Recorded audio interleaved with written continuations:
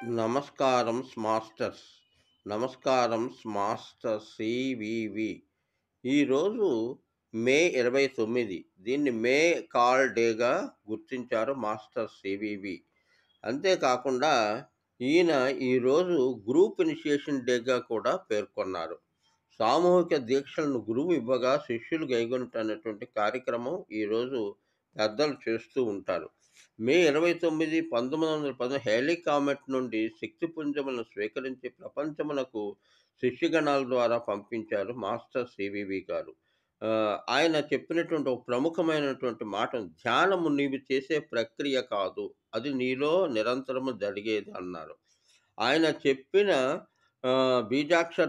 ఆయన చెప్పినవే బీజాక్షరాలుగా పనికొచ్చాయి. బీజాక్షరాలంటే master CVV నమస్కారం. ఇదే పాస్వర్డ్‌గా కూడా గుర్తించారు. భౌతిక, మానసిక, ఆధ్యాత్మిక